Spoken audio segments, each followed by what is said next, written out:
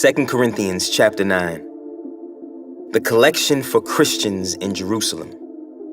I really don't need to write you about this ministry of giving for the believers in Jerusalem, for I know how eager you are to help, and I have been boasting to the churches in Macedonia that you in Greece were ready to send an offering a year ago. In fact, it was your enthusiasm that stirred up many of the Macedonian believers to begin giving. But I'm sending these brothers to be sure you really are ready, as I've been telling them, and that your money is all collected. I don't want to be wrong in my boasting about you. We would be embarrassed, not to mention your own embarrassment, if some Macedonian believers came with me and found that you weren't ready after all I had told them. So I thought I should send these brothers ahead of me to make sure the gift you promised is ready. But I want it to be a willing gift, not one given grudgingly.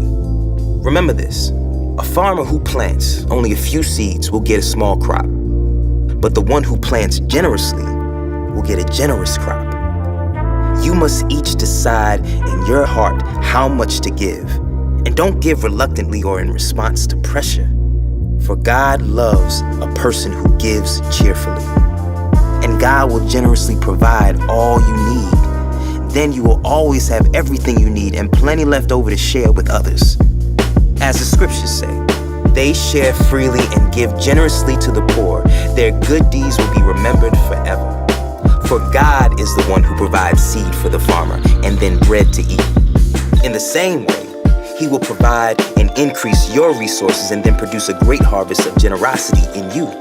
Yes, you will be enriched in every way so that you can always be generous. And when we take your gifts to those who need them, they will thank God. So two good things will result from this ministry of giving.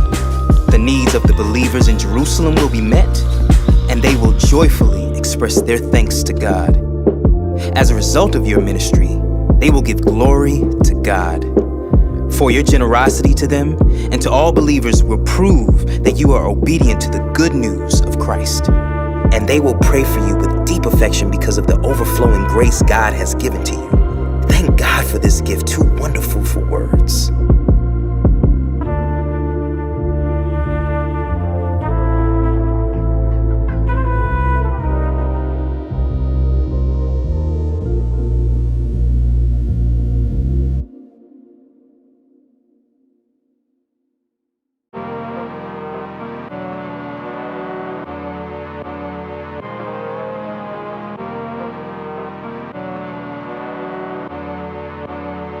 Leviticus chapter 6. Sins requiring a guilt offering. Then the Lord said to Moses, "Suppose one of you sins against your associate and is unfaithful to the Lord. Suppose you cheat in a deal involving a security deposit, or you steal, or commit fraud, or you find lost property and lie about it, or you lie while swearing to tell the truth, or you commit any other such sin. If you have sinned in any of these ways, you are guilty. You must give back whatever you stole, or the money you took by extortion, or the security deposit, or the lost property you found, or anything obtained by swearing falsely. You must make restitution by paying the full price plus an additional 20% to the person you have harmed. On the same day, you must present a guilt offering. As a guilt offering to the Lord, you must bring to the priest your own ram with no defects, or you may buy one of equal value. Through this process, the priest will purify you before the Lord, making you right with Him, and you will be forgiven for any of these sins you have committed." Further instructions for the burnt offering. Then the Lord said to Moses, "Give Aaron and his sons the following instructions regarding the burnt offering. The burnt offering must be left on top of the altar until the next morning, and the fire on the altar must be kept burning all night. In the morning, after the priest on duty has put on his official linen clothing and linen undergarments, he must clean out the ashes of the burnt offering and put them beside the altar. Then he must take off these garments, change back into his regular clothes, and carry the ashes outside the camp to a place that is ceremonially clean. Meanwhile, the fire on the altar must be kept burning. It must never go out. Each morning, the priest will add fresh wood to the fire and arrange the burnt offering on it. He will then burn the fat of the peace offerings on it. Remember, the fire must be kept burning on the altar at all times. It must never go out. Further instructions for the grain offering. These are the instructions regarding the grain offering. Aaron's sons must present this offering to the Lord in front of the altar. The priest on duty will take from the grain offering a handful of the choice flour moistened with olive oil, together with all the frankincense. He will burn this representative portion on the altar as a pleasing aroma to the Lord. Aaron and his sons may eat the rest of the flour, but it must be baked without yeast and eaten in a sacred place within the courtyard of the tabernacle. Remember, it must never be prepared with yeast. I have given it to the priests as their share of the special gifts presented to me. Like the sin offering and the guilt offering, it is most holy. Any of Aaron's male descendants may eat from the special gifts presented to the Lord. This is their permanent right from generation to generation. Anyone or anything that touches these offerings will become holy. Procedures for the ordination offering. Then the Lord said to Moses, "On the day Aaron and his sons are anointed, they must present to the Lord the standard grain offering of 2 quarts of choice flour, half to be offered in the morning and half to be offered in the evening. It must be carefully mixed with olive oil and cooked on a griddle. Then slice this grain offering and present it as a pleasing aroma to the Lord." In each generation, the high priest who succeeds Aaron must prepare the same offering. It belongs to the Lord and must be burned up completely. This is a permanent law. All such grain offerings of a priest must be burned up entirely. None of it may be eaten. Further instructions for the sin offering.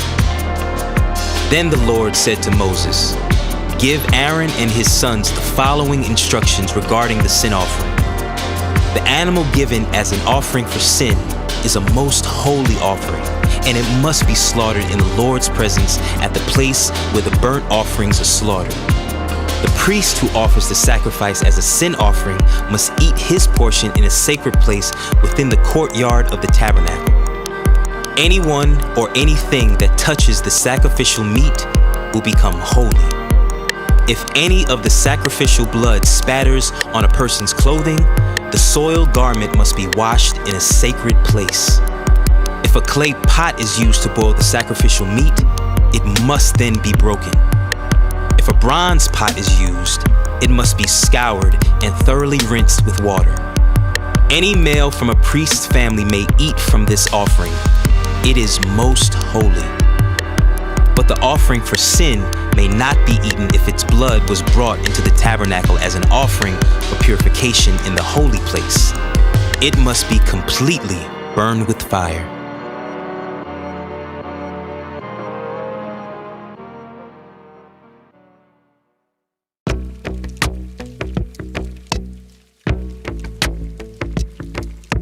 Leviticus chapter 7. Further instructions for the guilt offering. These are the instructions for the guilt offering. It is most holy.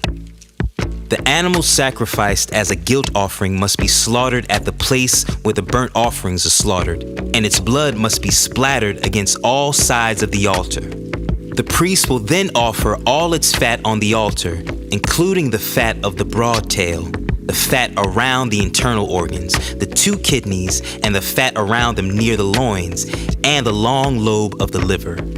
These are to be removed with the kidneys, and the priest will burn them on the altar as a special gift presented to the Lord. This is the guilt offering. Any male from a priest's family may eat the meat.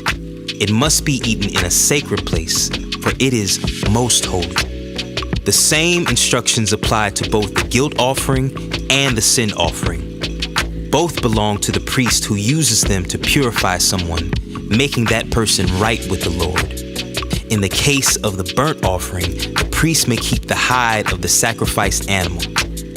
Any grain offering that has been baked in an oven, prepared in a pan, or cooked on a griddle belongs to the priest who presents it. All other grain offerings, whether made of dry flour or flour moistened with olive oil, are to be shared equally among all the priests, the descendants of Aaron. Further instructions for the peace offering. These are the instructions regarding the different kinds of peace offerings that may be presented to the Lord. If you present your peace offering as an expression of thanksgiving, the usual animal sacrifice must be accompanied by various kinds of bread made without yeast, thin cakes mixed with olive oil, wafers spread with oil, and cakes made of choice flour mixed with olive oil. This peace offering of thanksgiving must also be accompanied by loaves of bread made with yeast. One of each kind of bread must be presented as a gift to the Lord. It will then belong to the priest, who splatters the blood of the peace offering against the altar. The meat of the peace offering of thanksgiving must be eaten on the same day it is offered. None of it may be saved for the next morning. If you bring an offering to fulfill a vow or as a voluntary offering, the meat must be eaten on the same day the sacrifice is offered, but whatever is left over may be eaten on the second day. Any meat left over until the third day must be completely burned up. If any of the meat from the peace offering is eaten on the third day, the person who presented it will not be accepted by the Lord.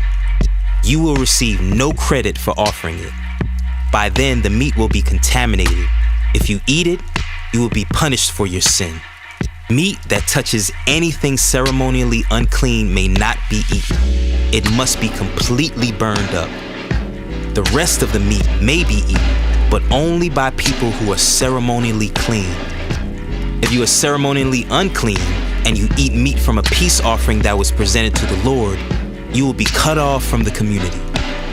If you touch anything that is unclean, whether it is human defilement or an unclean animal or any other unclean, detestable thing, and then eat meat from a peace offering presented to the Lord, you will be cut off from the community. The forbidden blood and fat.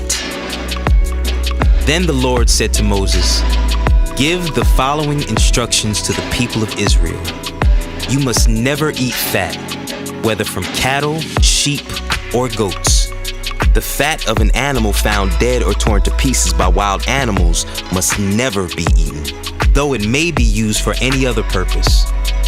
Anyone who eats fat from an animal presented as a special gift to the Lord will be cut off from the community. No matter where you live, you must never consume the blood of any bird or animal. Anyone who consumes blood will be cut off from the community." A portion for the priests. Then the Lord said to Moses, "Give the following instructions to the people of Israel.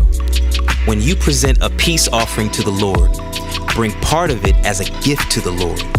Present it to the Lord with your own hands as a special gift to the Lord. Bring the fat of the animal together with the breast and lift up the breast as a special offering to the Lord.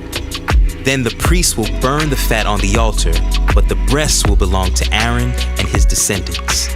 Give the right thigh of your peace offering to the priest as a gift. The right thigh must always be given to the priest who offers the blood and the fat of the peace offering. For I have reserved the breast of the special offering and the right thigh of the sacred offering for the priests. It is the permanent right of Aaron and his descendants to share in the peace offerings brought by the people of Israel. This is their rightful share. The special gifts presented to the Lord have been reserved for Aaron and his descendants from the time they were set apart to serve the Lord as priests. On the day they were anointed, the Lord commanded the Israelites to give these portions to the priests as their permanent share from generation to generation.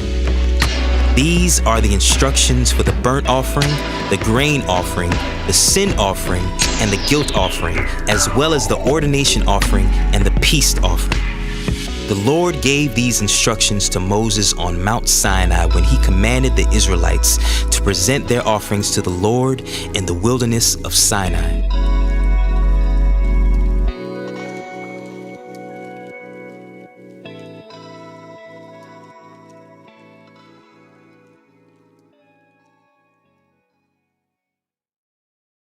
If you tried to describe what God is like, it could be difficult or daunting. But when the people who wrote the Bible pondered the mystery of God, they consistently describe God's character in this way: compassionate and gracious, slow to anger, overflowing with loyal love and faithfulness. We're going to look at this third phrase, that God is slow to anger. Now, that might surprise some people. Isn't the God of the Bible mostly angry, striking people down for their sins? Well, it turns out that God's anger in the Bible is way more nuanced than that, and way more interesting. In Hebrew, the phrase slow to anger is pronounced erek apayim, or literally long of nose. But what does God's patience have to do with a long nose? Well, first, we need to look at the common biblical Hebrew way to say that someone is angry. Their nose burned hot. Like in the story of Joseph, when Potiphar thinks that Joseph tried to sleep with his wife, his nose burned hot. It's usually translated, his anger burned. It's describing how your body, especially your face, gets hot when you're filled with anger. And so in Hebrew, the main words for anger are either nose or heat or hot nose. This is why a patient person is called long of nose. It takes a long time for their nose to get hot. Like in the biblical proverb, a person's wisdom is their long nose. That is, their slow anger. Now, in the Bible, God gets angry numerous times, but God doesn't have a nose or get hot. These are metaphors, using our experience of hot anger to describe how God feels when he witnesses human evil. Just like you would get angry if you saw a child being bullied on the playground, so God gets angry when humans oppress each other and ruin his world.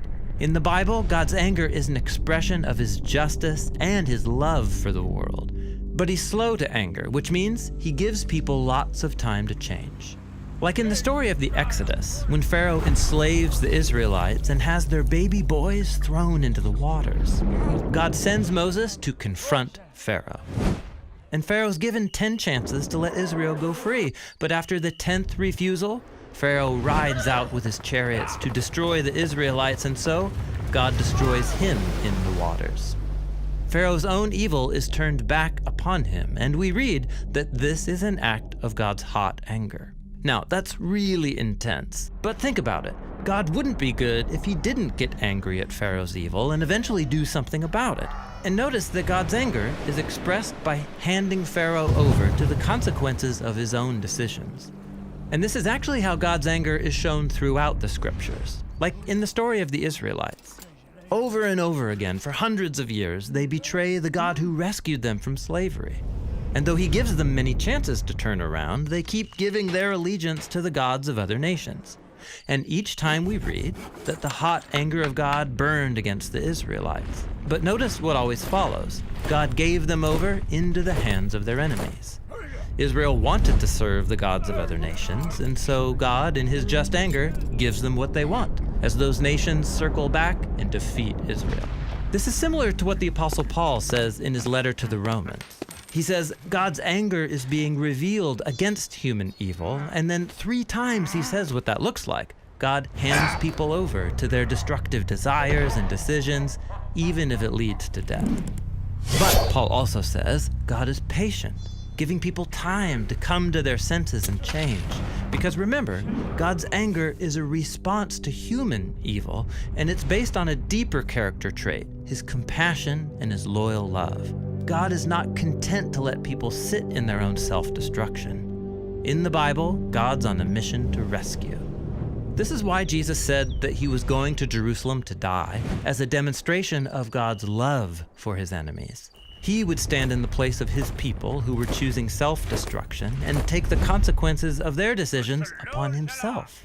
In Jesus' life, death, and resurrection, we see God's anger at evil and his love for people working together to provide forgiveness and life for a humanity lost in self-ruin. So God's anger in the Bible is really important, but it's not the end of the story. When God is angry and brings justice, it's because he's good. And he's extremely patient, working out his plan to restore people to his love. And that's what it means to say that God is slow to anger.